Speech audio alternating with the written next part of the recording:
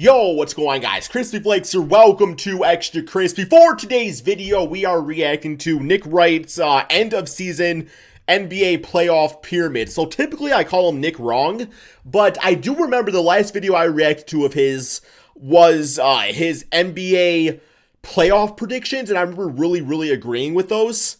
But now that I think about it, my bracket was completely trash, as I think I had the Phoenix Suns and the Milwaukee Bucks out in the first round. So I guess he was wrong then too, man. So maybe Nick Wrong is the right name here. So yeah, let's check this out, see what his bracket, I guess, pyramid is looking like. And yeah, kind of go from there. Y'all give me your thoughts and opinions and comments in the comment section below. Let's get it. Antoine, I know what you woke up this morning thinking. Antoine Jameson? Who are Nick Wright's 47 best players in basketball? Lucky you came to the right place. Perfect. Please. We'll start at the bottom. Okay, let's just pause here. I'm probably not going to watch this entire video, by the way. I'll probably listen to like a little bit of his reasoning, but it's like a 13-minute video, and we already have seen the pyramid. So, yeah, at the top, he's got Giannis. I'm cool with that. I mean, you know, yeah, we got to keep in mind that this isn't necessarily like best players all time, I guess, in the NBA. No, I guess the best way to put this, man, is it's like right now. Like, what's happening right now? What did we just see? Who are the best of the best, right? So Giannis at the top, I mean, multiple MVPs, finals MVP, obviously now. I'm okay with that. Somebody's got to be at the top, and I think Giannis has earned that right as of right now. Number two, we got LeBron James and Durant. I feel like those guys being on equal pyramids or the equal tier is, you know, I think that's realistic. I think that's cool when completely healthy. Then we got Luka, Steph, Embiid. Now, me personally, I would have Jokic over Embiid. He did win the MVP award. Now, I will say, man, I don't think the MVP award, like I said, it's the most valuable player, not the most talented player. So that's why I don't have Jokic as number one. But I mean, as far as like value in this case, like Jokic, MVP, you can go either way. But Embiid was also in the MVP voting, so I do think like Jokic should be over him on the third tier right here. But you know, that's maybe a little bit of a nitpick. I mean, they're so close to each other already. We got Lillard, Harden, and we got CP3 right here. So I respect the hell out of CP3 getting the Phoenix Suns, you know, to the finals and everything. But I do not think Chris Paul is a better basketball player than Kawhi Leonard. I really don't. You know, say what you want about injuries and stuff. I mean, I try not to use the injury thing all too much because I do think it's part of the game. But I do think if Kawhi Leonard was healthy, it would have been a different ball game for sure. Like, you got to give Kawhi his respect like that. So I definitely have Kawhi on here over CP3. Just, you know, all personal opinion. Yeah, this is kind of a weird looking pyramid. Like, he almost like if this was like the design of like how pyramids were like back in, I don't know, man, 1127 or whenever they did pyramids, this shit would fall. Like, I don't think this one's supposed to be here like this. But that's fine. I got AD right there. I do think AD needs to have a bounce back season. I feel like a lot of people have kind of like lost respect for how great AD really is. But a lot of that, I think, was injuries last season too. We got Booker, Trey, Mitchell, Tatum, and Zion.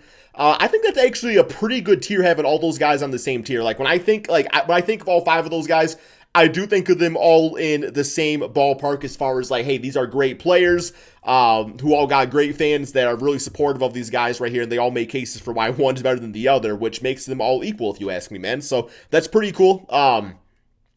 Here we got Middleton, Kyrie, Beal, Jimmy, Clay, and PG-13.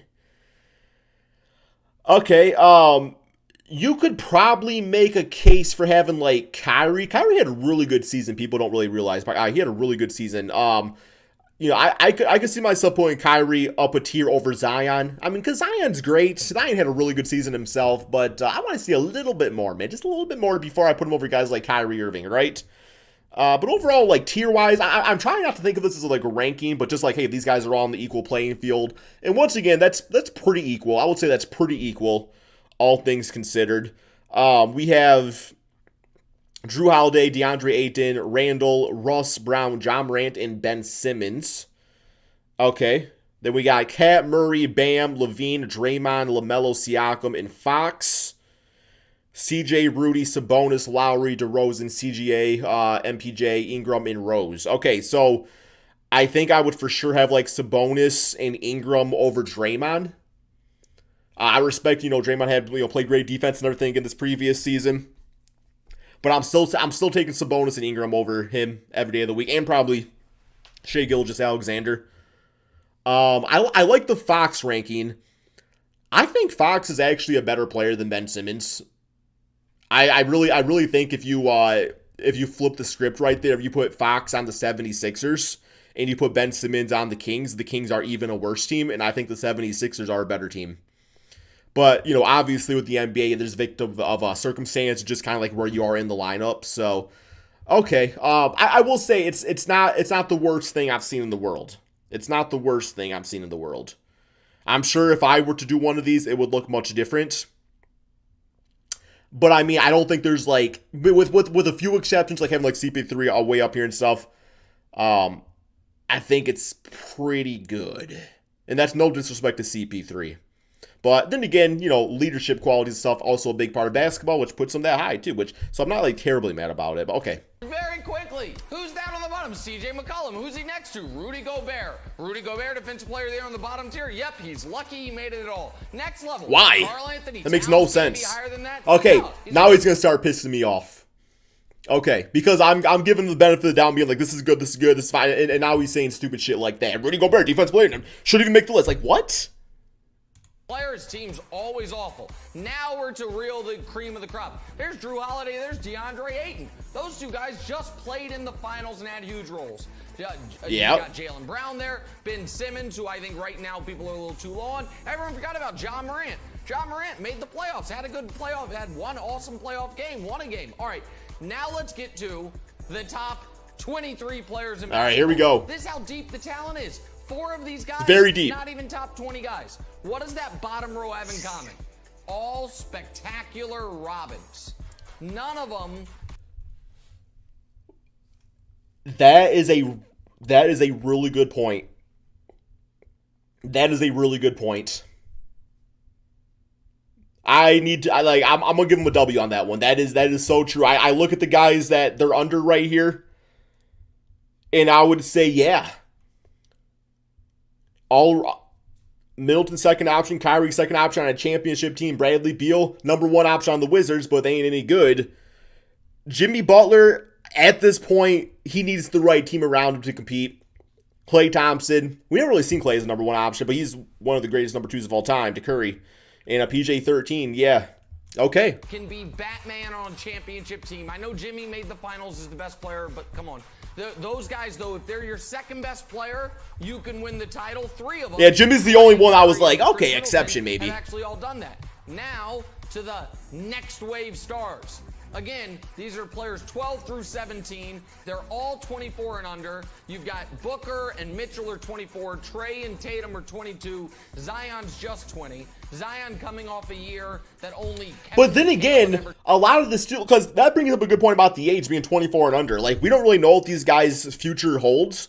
Like, you know, PG-13, we've seen, for example, like, he's just not number 1 option on a championship team. But what if he gets to the point where Tatum never wins a finals? Or Mitchell never wins the finals? Then, you know, 5 years from now, are we talking about them in the same, realm as like, hey, maybe these are actually Robins? I'm not saying that's the case, but you got to think about it that way too. We've seen more of Paul George than we have Donovan Mitchell and Jason Tatum. That's all I'm trying to say there. But then again, it's an in the moment pyramid. A spectacular year from him.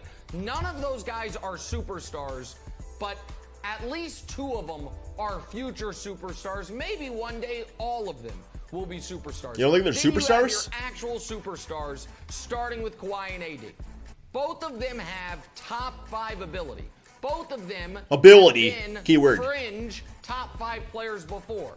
But Kawhi's injury concerns are overwhelming, and AD's good point. Injury nagging this, nagging that. Availability matters. Got to knock him down. That's a good point. And then you have absolute, unquestioned great players with a little hole. Jokic and Dame, they're bad on defense. Harden, we don't know if he's going to be good in the postseason. And Chris Paul, we kind of do know that by the final game of the season, he's not going to be 100%. That's why they clearly are not above where they are, but deserve to be in the undoubted superstar category. Lucas, that's fair, I suppose. It's amazing one of these guys isn't a top 5 player. Spectacular, change your franchise type of guys. And then the very top, for the first time in the 13-year history of me making these pyramids, you don't have LeBron's number 1? 9 years when I just did them by myself, for myself, and no one got to see them.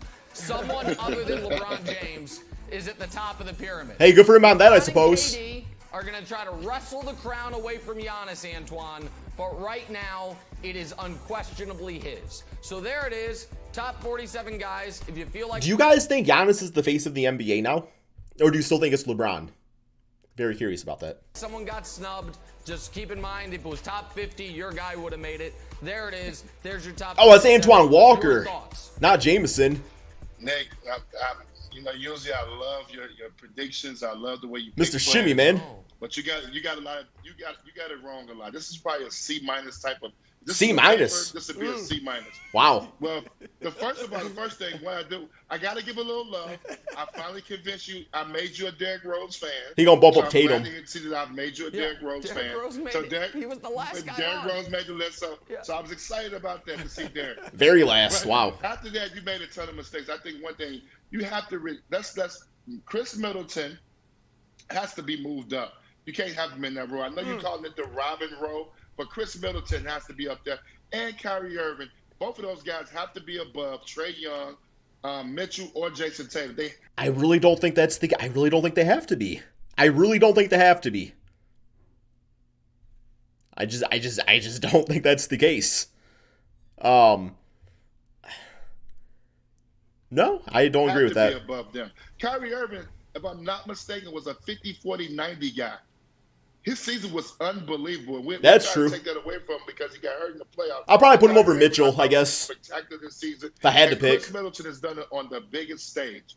And also to add to that, as number 2, though. Please take Klay Thompson out of there and put Russell Westbrook up there.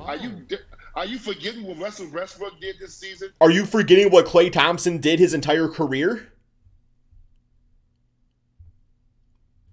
Like, what kind of, like, that's just a stupid statement. Nothing against Westbrook, but are you forgetting about what Klay Thompson has done throughout his career? With his triple-doubles. What the hell, man? And what he was able to, and led Washington to the playoffs. So you got to think about those. The words of Kendrick Perkins, carry the hell on, man. Top 3-point guards in the league. And for some odd reason, you won't give him that credit. And he should be ahead of Klay Thompson on that row. That's your Robin row. We call it the Robin row. Now I'm going to move up top, and let's get up top to the big end. Stop putting Chris Paul in this elite category of top 10 players in the league. Can you please stop doing that? Chris Paul is I can't. great 16. No, he's a great 16. Looks like a Christmas tree, man. No, he's a great 16-year vet. He does a great job of getting young guys to buy in. He's a leader. He knows how to win, but he's not a top 10 player in the league. That's not where he should be ranked at. So you got to get him out. I agree with that. 10. Okay. And now you're top 3. And this was tough for me because I really studied this. I saw this one, and I really looked at this. Obviously, I'm a huge LeBron fan. I'm not as big a fan as you, Nick. LeBron is number 3 now. Not a fan, just it goes Giannis. It goes Giannis, KD, LeBron now. Oh, I didn't really care about the order in that case. After these playoffs and what I've seen. Okay, so I guess it is an actual, like, hey, like, in order 2 type of thing. I thought it was just, like, having guys on the same tier. I didn't think order really mattered in this case. Okay. Giannis is number 1. Giannis is the best 2-way player we got in this league. I think he showed that what he does defensively, guarding the 1 through the 5. By the way, Klay Thompson's one of the best 2-way players in the league, too. I'm just saying. It's exceptional. And obviously, he knows how to play offensively. Okay. You're the same. They're the same right now on the pyramid. You're doing it like left to right, like you're reading, but we have a massive audience overseas, and they read right to left. That's true. It's a good point. So, that's how I figured he was doing it. Don't worry about the LeBron versus Durant. We can argue about that another time. Listen, CP3, you know what we'd be doing today? So, you know what we'd be doing instead of my pyramid? We'd be previewing a Game 7 CP3 is about to play in. Okay, that's some hate right there. I don't got time for that. Okay, I don't really got much more to say about this. I wanted to see the pyramid and stuff, so the link to the video is in the description below. If you guys all enjoyed, be sure to drop that like, subscribe if you're new to the channel, and peace out, my friends.